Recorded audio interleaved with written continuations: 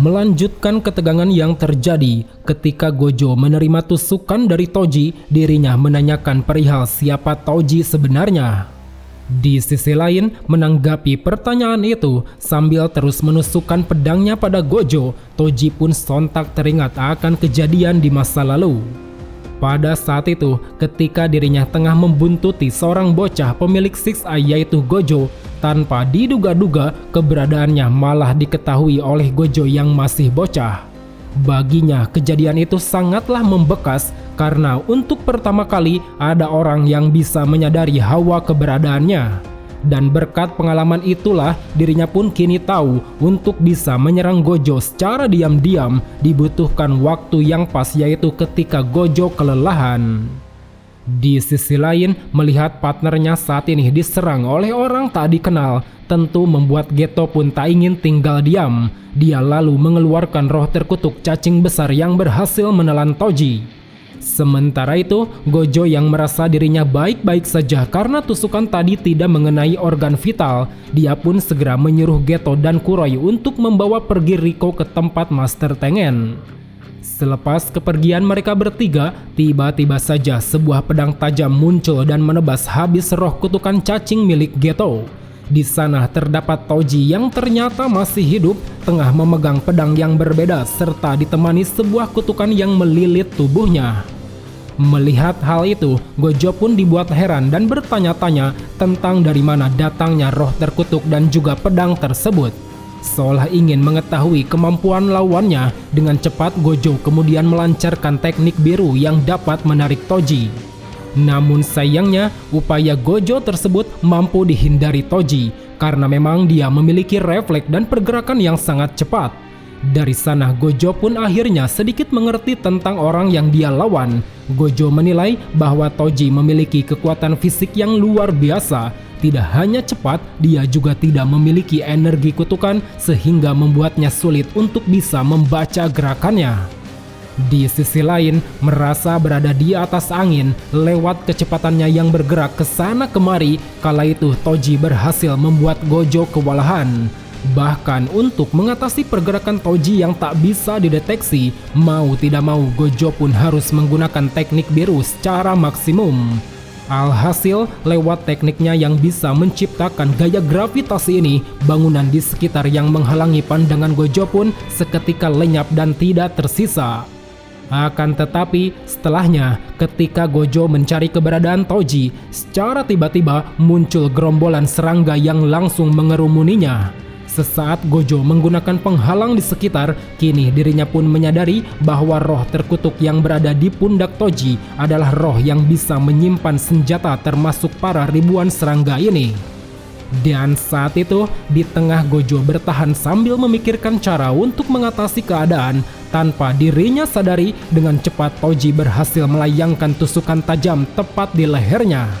Toji memberitahu bahwa pedang yang menusuknya ini adalah senjata terkutuk kelas khusus bernama pedang tombak surga terbalik. Apapun yang ditusuknya, dia dapat menghentikan suatu teknik kutukan secara paksa. Dan kini, melihat Gojo yang tidak mampu mengaktifkan teknik limitlessnya, dengan sangat brutal Toji lalu menyayat-nyayat habis tubuh Gojo. Percikan darah pun saat itu tak bisa dihentikan, yang mana dengan ini secara mutlak Toji berhasil menumbangkan sang penyihir terkuat yaitu Gojo Satoru.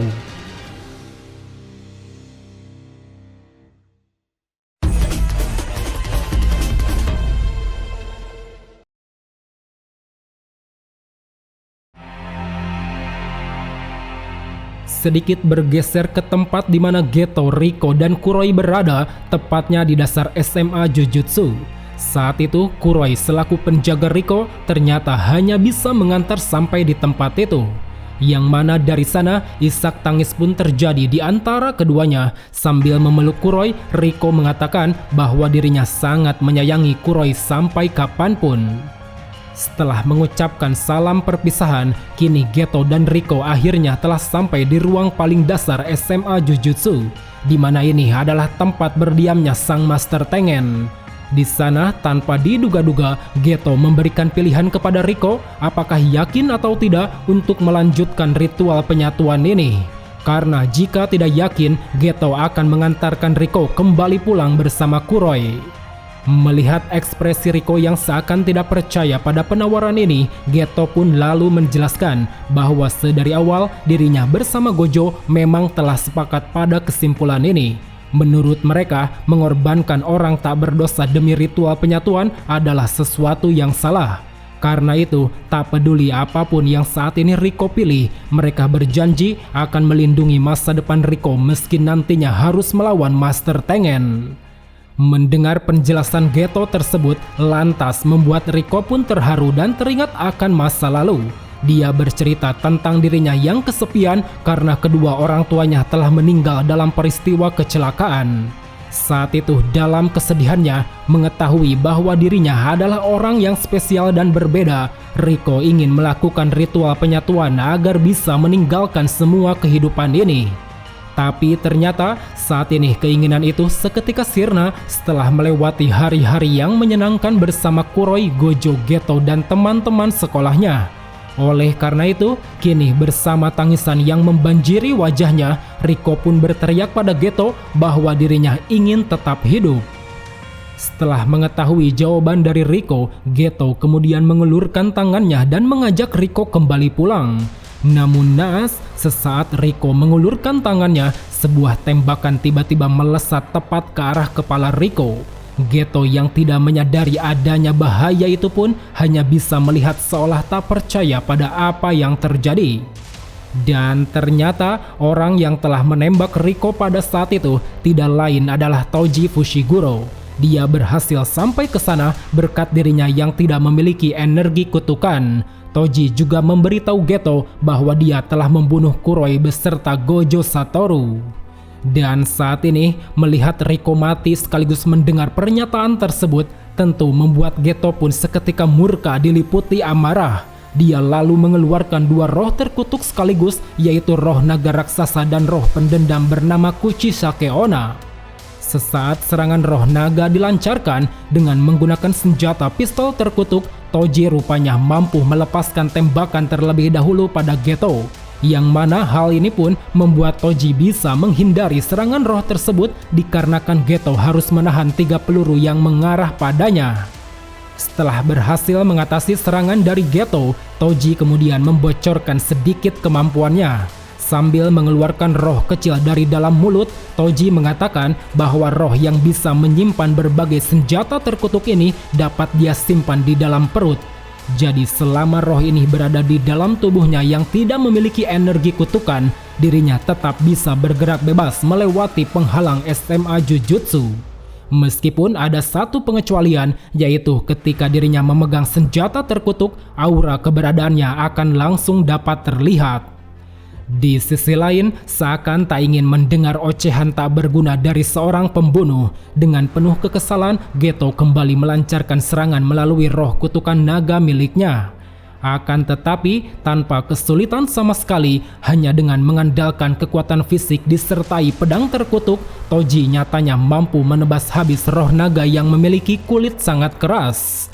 Demi bisa mengelabui lawannya yang sangat lincah, Geto kemudian menggunakan roh kutukan pendendam untuk membawa Toji masuk ke dalam domain bawaannya.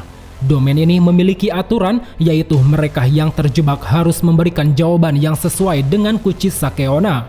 Jika jawabannya benar, maka domainnya akan langsung hancur. Tapi jika jawabannya tidak sesuai yang diinginkan, mereka akan langsung dicabik-cabik oleh pisau gunting yang sangat tajam.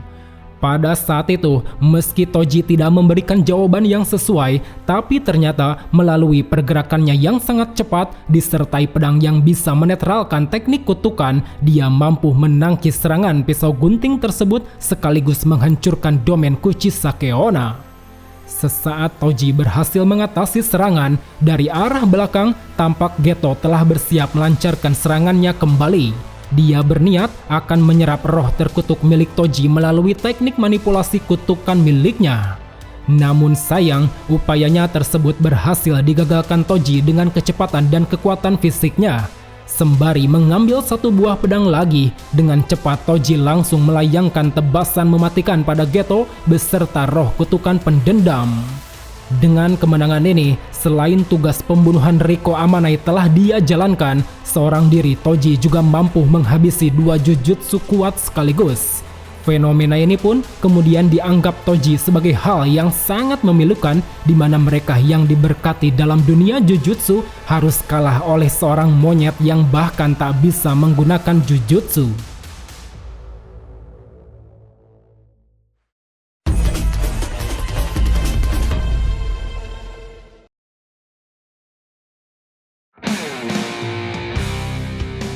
Selepas menyelesaikan misi pembunuhan Riko, saat itu Toji langsung membawa mayat Riko Amanai ke hadapan para petinggi Asosiasi Wadah Waktu.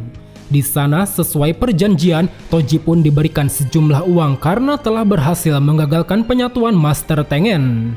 Kemudian, setelah urusannya selesai dengan Asosiasi Wadah Waktu, Toji lalu pergi meninggalkan markas mereka.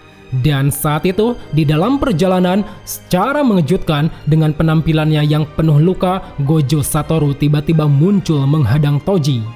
Melihat Toji yang seakan tidak percaya bahwa dirinya masih hidup, dengan laganya yang merasa puas, Gojo mengatakan bahwa dirinya telah menguasai teknik pembalik, sebuah teknik yang dapat menyembuhkan luka di tubuh. Menurutnya, saat itu Toji telah melakukan 2 kesalahan, yaitu tidak memenggal kepalanya dan tidak menggunakan alat terkutuk ketika menusuknya.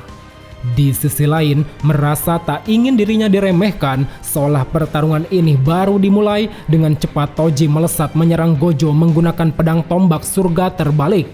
Namun Gojo yang kini tampak lebih percaya diri, dengan begitu cepat dia berhasil menghindar dan melompat menjauhi area Toji.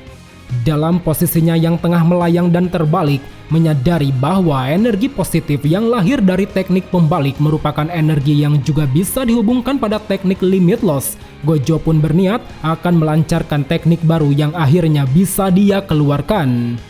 Dan pada saat itu, melalui teknik barunya yaitu teknik limitless red, secara mengejutkan Gojo mampu menghasilkan tembakan laser merah yang langsung menghempaskan Toji. Akan tetapi, meski serangan kuat tersebut telah mampu mengenainya, hal itu rupanya bukan akhir bagi Toji. Berkat kekuatan fisiknya yang kuat, dia nyatanya masih sanggup berdiri kembali. Di sana, lewat kecerdasan dan pemahamannya, Toji pun menyimpulkan bahwa tembakan tadi merupakan satu dari 3 teknik utama milik Gojo. Yang pertama, kekuatan untuk menghentikan yaitu limitless neutral, yang kedua kekuatan untuk menarik yaitu limitless blue, kemudian yang ketiga kekuatan untuk mendorong yaitu limitless red. Untuk mengatasi 3 kekuatan utama tersebut, Toji lalu menggabungkan 2 senjata terkutuk. Dia mengaitkan tombak surga terbalik pada senjata rantai yang bisa dia putar-putar. Berbekal senjata itulah, Toji kemudian langsung menyerang Gojo dengan kepercayaan diri yang sangat tinggi. Berbagai serangan pun terus dia lancarkan, mau itu jarak dekat ataupun jarak jauh. Tapi di sisi lain, Gojo sama sekali tidak bergeming. Dia terus saja menghindar dan berusaha menemukan celah untuk melancarkan serangan. Dalam upayanya itu, Gojo menyadari sebagai salah satu dari 3 klan besar yaitu klan Zenin, Toji pasti sudah tahu soal teknik kutukan limitless miliknya termasuk teknik blue dan red. Untuk itu, demi bisa mengalahkan Toji, saat ini Gojo pun akan kembali mengeluarkan teknik baru, di mana teknik ini hanya diketahui oleh beberapa orang bahkan di antara klan Gojo sekalipun.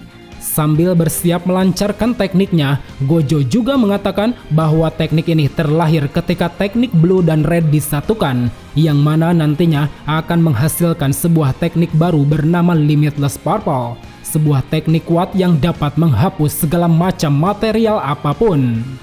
Dan benar saja, setelah serangan kuat itu dilancarkan pada Toji, setengah badan beserta bangunan yang dilalui serangan tersebut seketika lenyap tak tersisa. Yang mana hal ini pun membuat Toji, sang pembunuh penyihir ternama, harus kalah di hadapan sebuah kekuatan yang baru terlahir.